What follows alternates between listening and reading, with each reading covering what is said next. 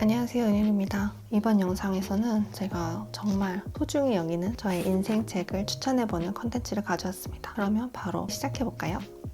첫 번째는 파트리크 G. 스킨트 작가의 존 머시 이야기입니다. 삶을 살다 보면 사람한테 치이고 사회에 치고 뭔가 돈에 치이고 여러 가지에 치이다 보면 날 좀 가만히 내버려뒀으면 좋겠다 라는 생각이 들 때가 많이 있잖아요. 그럴 때 꼭 꺼내서 읽는 책이 바로 이 존 머시 이야기인데요. 책의 작가인 파트리크 G. 스킨트, 여러분도 읽어보셨거나 아니면 영화로 보셨을 향수의 원작 소설 향수를 지은 작가입니다. 이 작가가 정말 극도로 사생활을 보호하고 인터뷰를 거의 하지 않고 공개 석상에서도 모습을 드러내지 않는 걸로 굉장히 유명한데요. 은둔의 작가라고 할 수 있는데 그 작가의 성향이 이 소설에도 그대로 투영되어 있습니다. 특히 이 책의 특징 중 하나가 포마 니콜라 사파를 그린 장자크 상페의 그림이 포함되어 있다는 건데요. 보시면 이렇게 따스한 그림 덕분에 자칫하면 엄청 차갑게 느껴졌을 수도 있던 이 소설을 보다 인간적이고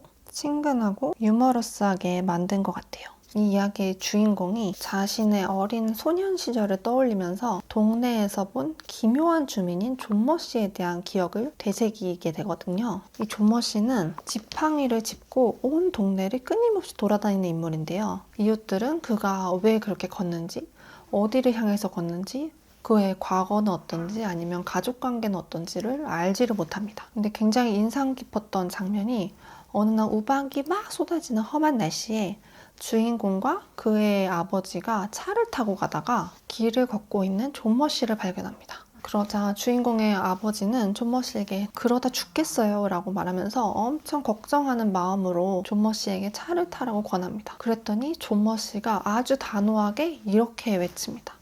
그러니 제발 나를 좀 내버려둬. 저는 이 외침이 정말 인상 깊었는데요. 마지막 장면에서도 소녀는 존 머시를 지켜보면서 그때 외침을 떠올리게 되거든요. 저도 사회생활, 회사생활을 하다가 많이 지치고 모든 걸 내려놓고 싶을 때가 있잖아요. 그럴 때 이 모든 소음으로부터 나를 지키고 싶을 때, 고립을 해서라도 나를 보호하고 싶을 때 항상 이 존 머시의 그러니 제발 나를 좀 내버려둬라는 그 외침이 계속 떠오르더라고요. 굉장히 짧은 소설이고 존 머시 얘기뿐만 아니라 그 소년의 그 과거를 회상하는 장면이 저의 약간 어린 시절을 보는 것 같아가지고 굉장히 유머러스하고 재미있거든요. 짧지만 깊이 있고 울림이 있는 소설이라서 정말 추천드립니다. 두 번째 책은 모지스 할머니의 인생에 너무 늦은 때는 없습니다입니다. 이 책은 미국에서 가장 사랑받는 화가 중 한 명인 모지스 할머니의 이야기인데요. 모지스 할머니는 76이라는 굉장히 늦은 나이에 그림을 시작했고 시골의 소박한 풍경과 자연 그리고 일상 같은 평범한 주제를 그림으로 담아냈습니다. 보면 이 책에 모지스 할머니의 그림이 중간중간에 다 삽입이 되어 있는데요. 그림이 하나같이 밝고 환한 색감이면서도 아기자기하고 진짜 따뜻한 느낌이 가득해서 왜 많은 사람들이 이 모지스 할머니 그림에 빠졌는지 알겠더라고요. 93살에 타임지의 표지를 장식했고요. 100번째 생일에는 모지스 할머니의 날이 지정되기도 했습니다. 할머니는 세상을 떠나기 전까지 무려 1600점 이상의 작품을 남겼다고 하더라고요. 제가 이 책을 정말 좋아하는 이유는 첫 번째가 너무 사랑스러운 그림 덕분입니다. 이 할머니가 스스로 얘기하는 그림에 대한 내용, 자기의 과거에 대한 회상, 거기에다가 보기만 해도 평온하고 따뜻해지는 이 그림 자체만으로도 소장 가치가 충분히 있는 책이라고 말씀드리고 싶고요.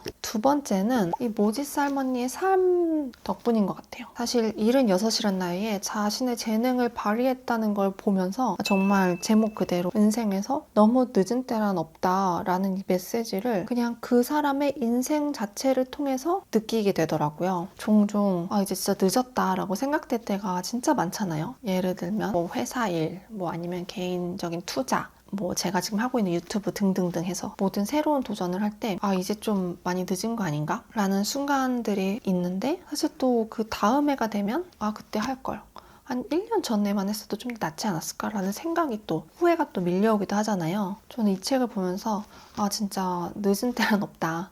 내가 모지스 할머니보다 젊을 때 시작하는데 이게 늦은 건가? 라는 사실을 계속해서 상기시키면서 매번 새로운 도전을 이어갈 수 있는 힘을 얻게 되는 것 같아요. 제일 좋아하는 문장이 있는데요. 사람들은 내게 이미 늦었다고 말하곤 했어요. 하지만 지금 가장 고마워해야 할 시간이라고 생각해요. 무엇인가를 진정으로 꿈꾸는 사람에겐 바로 지금 이 순간이 가장 젊을 때거든요. 시작하기 딱 좋을 때 말이죠. 그 다음 제 인생책은 클레어 키건의 이처럼 사소한 것들입니다. 저의 아이를 낳기 전날 그리고 다음날 읽었던 책이 바로 이 클레어 키건의 이처럼 사소한 날들이었거든요.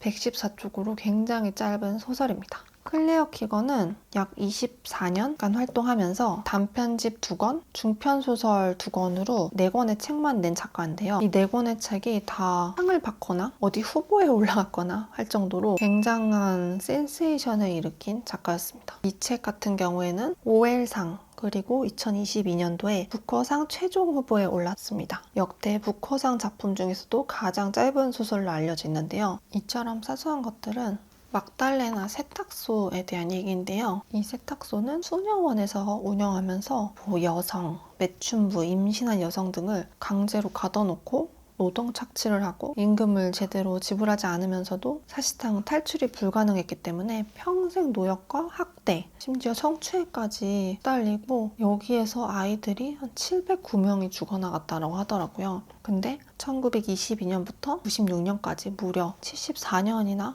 계속되었습니다. 그런 막달레나 세탁소에 대한 배경을 가지고 작가가 아일랜드 출신이었기 때문에 이 소설을 써 내려갔고요. 여러분이 잘 아실 아일랜드 출신인 킬리언 머피가 출연 제작해서 영화로 만들기도 했습니다. 이 소설의 주인공인 빌 펄롱은 와이프인 아일린과 5명의 딸과 함께 풍족하진 않지만 빚은 없이 살고 있었는데요. 사실 그는 엄마가 16살에 미혼모로 빌 펄롱을 낳았습니다. 모든 가족들이 그의 엄마와 연을 다 끊었을 때 그녀가 가정부로 일했던 집의 주인인 미시즈 윌슨 부인이 그녀를 도와줘요. 당시 미시즈 윌슨 부인은 남편과 사별하고 연금을 받고 나름 풍족하게 지내고 있었는데요. 그녀는 마치 손주처럼 돌봤습니다. 그리고 그 집에 있는 네드라는 남자 일꾼도 같이 가족처럼 보살펴줬는데요. 사실 자신의 아버지가 누구인지는 평생 듣지 못했는데 나중에 후반부로 가면 이것 또한 어떤 배려가 있었다라는 거를 아실 수가 있고요. 어느 날 석탄 배달을 하러 갔는데 어떤 여자애가 나오더니 자기를 제발 강으로 데려다 달라는 거예요. 빌 펄롱은 굉장히 당황하죠. 왜냐면 수녀원이고 그런데 여자애가 손이 다 부르튼 데로 와가지고 제발 자기를 강으로 데려다 달라 사정을 합니다. 그러다가 어쨌든 수녀가 다시 나오면서 그 여자애는 다시 일을 하러 들어가고 펄롱은 석탄값을 받고 다시 집으로 들어오면서 약간 이상하다라는 느낌을 받게 되는데요. 근데 이 얘기를 와이프나 동네 사람들이 어떻게 알게 돼서 얘기했을 때 다 하는 얘기가 사람이 살아가려면 모른 척 해야 되는 일도 있는 거다라고 얘기합니다. 왜냐면 막달레나 수녀원이 그 지역에 엄청난 권력을 가지고 있었거든요. 딸이 5명이라고 했잖아요. 사실상 그 동네에서 가장 좋은 학교도 이 수녀원이 운영하는 학교였고 이 수녀원의 영향력은 정말 온 마을을 장악하고 있다라고 할 정도로 누구나 약간 이상해도 덮어버리는 그런 상황이었습니다. 그런 다음에 그가 다시 수녀원에 갔을 때 세라 레드먼드라는 다른 소녀를 만나게 되는데요. 그 소녀는 수녀원 창고에 거의 하루 이상 갇혀 있었던 걸로 보여졌고 또 펄롱에게 이렇게 얘기해요. 자기 아이가 14주가 됐는데 아이를 데려가 버렸다. 자기는 다시 젖을 먹이고 싶은데 어디 있는지 모르겠다. 이런 얘기를 합니다. 그러면서 그 다음에 그가 다시 아이를 만났을 때 그 아이를 사실은 이처럼 사소한 것들이라고 하지만 굉장히 사소하지 않은 것들이죠. 근데 저도 아이를 키우고 있지만 그걸 신경 썼을 때 그 집안이 받을 엄청난 불이익과 그 수녀원에서 그 집안을 어떻게 괴롭힐지 그런 것들이 다 이해가 되면서도 나도 아이를 키우지만 과연 용기를 낼 수 있을까? 라는 생각이 들면서 이 배려와 용기와 어떤 부조리를 지나치지 않는 그런 내면의 힘을 가질 수 있을까? 가져야 되는데 라는 생각이 들더라고요. 반성과 고민과 질문을 하게 만드는 책이었습니다. 모든 부분이 다 책이 더 좋았거든요. 이 작가가 계속해서 비우고 줄이고 반복하고 어떤 그 문체나 그 숨겨진 은유가 굉장히 매력적인데요. 심지어 저는 소설 맨 처음에 있는 그 은유를 1도 이해하지 못했어요. 나중에 책에 보시면 이 번역가가 희건한테 받은 편지에 이게 이러이러한 의미를 담고 있다라고 나오는데요. 저는 알아내지 못했지만 그 모든 문장과 문체들이 매력적이거든요. 영화에서 가장 좋았던 점은 마지막 장면인 것 같아요. 마지막 장면이 굉장히 인상 깊었고 소설과 그 영화의 간격이 딱 그 마지막 장면에는 그래도 줄여진 느낌이었습니다. 이거와 맡겨진 소녀 둘 다 굉장히 짧지만 울림을 주는 소설이기 때문에 정말 추천드리고요. 영화도 한번 보시면 괜찮을 것 같습니다.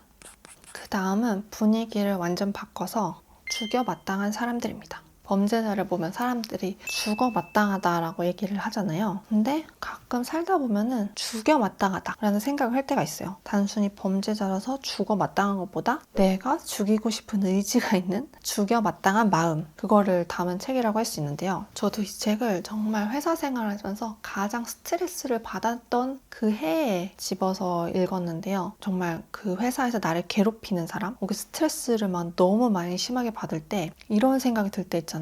와, 진짜 저 사람 사회의 악이 아닐까? 없애버리고 싶다. 그래서 읽기 시작한 게 바로 이 죽여 마땅한 사람들이었습니다. 이 소설이 정말 재밌고 이 베스트셀러였던 걸로 기억하거든요. 지금 다시 읽고 있는데도 막 너무 흡입력 있고 진짜 호로록 읽혀요. 그냥 스트레스 받은 날 아니면 정말 사회생활 하다가 나를 왜 괴롭히지?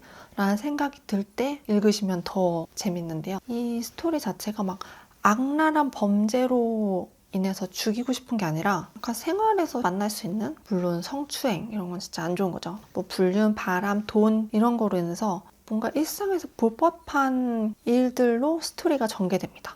여기에 보면 어린아이를 성추행하는, 양다리를 걸친 남편의 돈을 노리는, 불륜을 위해서 저지르는, 끈질기게 나를 의심하면서 괴롭히는 이런 일을 겪었을 때 단 한 번이라도 죽이고 싶다라는 생각이 안 들 수 있을까? 라는 생각은 좀 들더라고요. 주인공인 릴리는 이런 사람들을 죽이는 것이 사실상 사회의 악을 없애는 거다라는 말까지 해요. 그러다 보면 약간 살인을 저지르는 행동에 공감이 가면서도 좀 통쾌하기까지 합니다. 왜냐면 나도 가끔 그러고 싶을 때가 있었으니까. 근데 이제 계속 보다 보면 근데 이런 일로 사람을 죽이는 게 맞나? 라는 생각이 들더라고요. 과연 이 정도 일로 저 사람의 목숨까지 앗아가는 게 맞는 걸까? 저 사람은 죽여 마땅한 사람일까? 그렇다면 오히려 반대로 나의 경우에도 나를 괴롭혔던 저 사람을 죽이고 싶은 마음이 드는 게 맞을까? 오히려 이런 의문을 갖게 되더라고요. 반대로 나를 회사에서 나를 힘들게 하는 저 사람이 죽일 정도까지는 아니구나라는 무슨 위안을 받은 책이었습니다.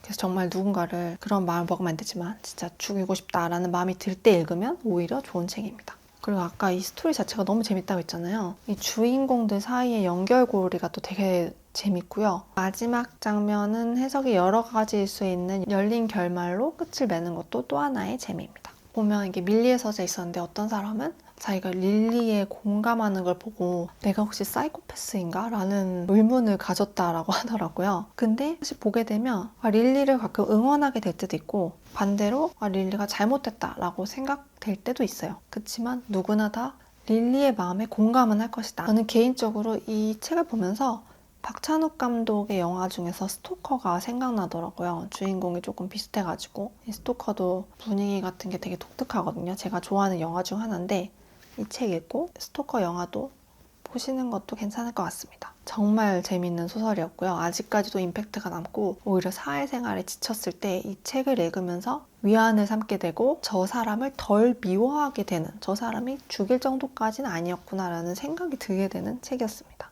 가끔 누군가를, 그러면 안 되지만 빵개빵개 하고 싶은 마음이 생긴다면 읽어보시길 추천합니다. 그 다음은 해세의 큰울프예요. 사실 해세는 데미안, 시타르타, 수레바퀴 아래서 이런 책들이 유명하잖아요. 근데 작년 연말에 나를 찾아가는 여정으로 해세 책을 읽었는데 저는 이 큰울프가 굉장히 임팩트가 있었습니다. 보시면 되게 짧기 때문에 쉽게 읽으실 수 있고 이렇게 다 접어놓은 구간이 엄청 많아요.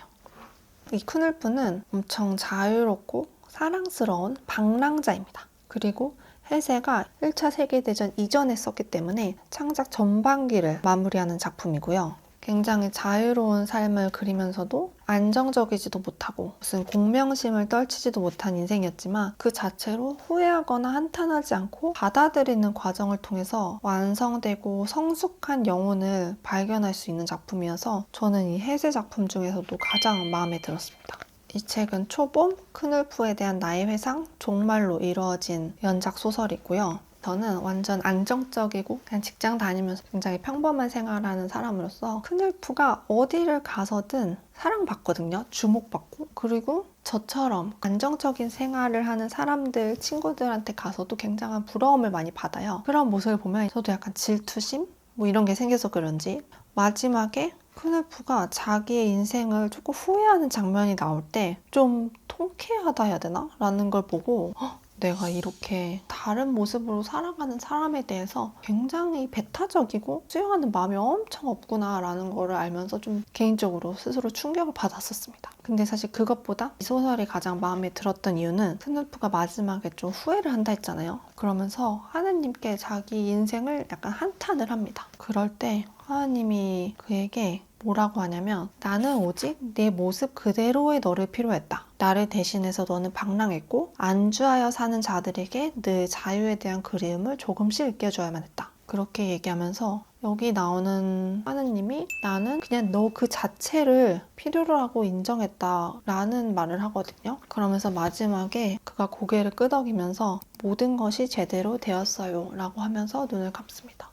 전 이 마지막이 너무 인상 깊었어요. 우리는 계속해서 심지어 이렇게 방랑을 하면서도 또 재밌게 살았던 큰울프마저 자신의 인생을 좀 후회하고 자기 말고 다른 면을 가진 사람을 부러워하고 자기 자신에 대해서 뭐 만족하지 못하는 모습 보였잖아요. 이게 약간 해세의 인생이랑도 닮았다고 하더라고요. 해세도 완전 예술가의 삶으로 살고 싶었지만 어쨌든 어디에 정착해서 살았고 해세가 평생 안정적인 시민의 삶과 자유로운 예술가의 삶에서 갈등하고 그 가운데 균형을 잡기 애쓰던 작가이다라고 말하더라고요. 근데 어쨌든 마지막에 후회를 할 때가 있지만 결국에는 후회할 게 없다. 나는 내 자신 자체로 모든 것이 제대로 되었다라고 말하는 그 장면이 제 자신에게도 위안을 주고 나도 내가 어떤 삶을 살든 그 순간이 최선이고 이게 온전한 것이다 라는 생각이 들게 만들어준 책이었습니다. 레이디 가가 노래 중에서 Born This Way 라는 노래가 있거든요. I was born this way 하면서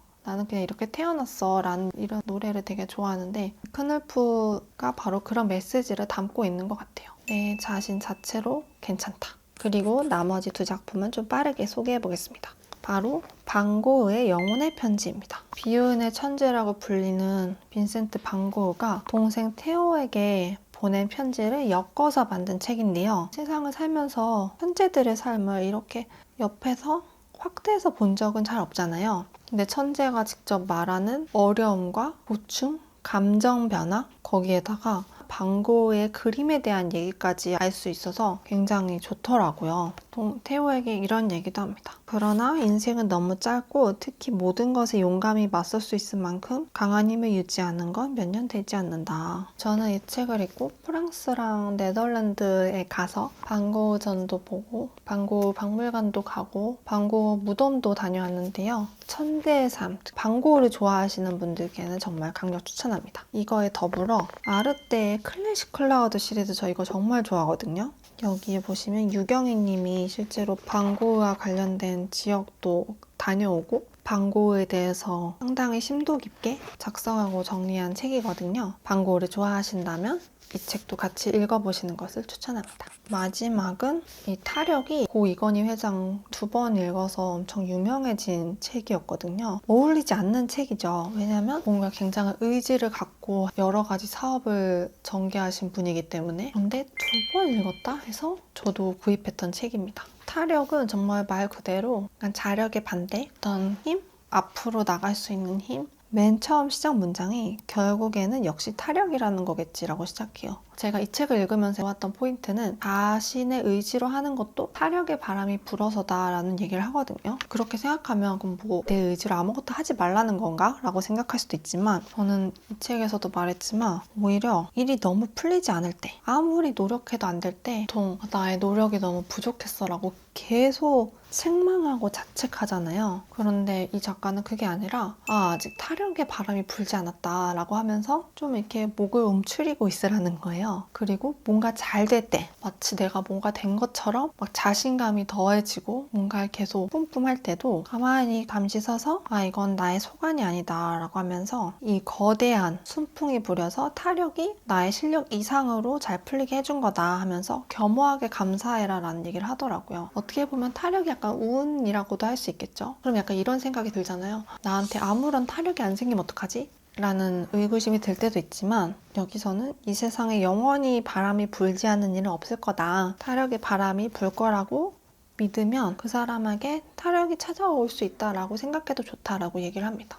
저는 물론 노력을 열심히 하고 너무 안 풀릴 때 이러다가 모든 게 다 안 되는 거 아니야? 라는 걱정이 굉장히 들 때 그리고 혹은 이거밖에 못하지? 뭐 예를 들어 유튜브도 다른 사람들은 일주일에 막 2회씩 하는데 나는 지금 출산하고 손가락이 너무 아파가지고 편집을 잘 못하니까 뭐 10일에 하나밖에 못하지?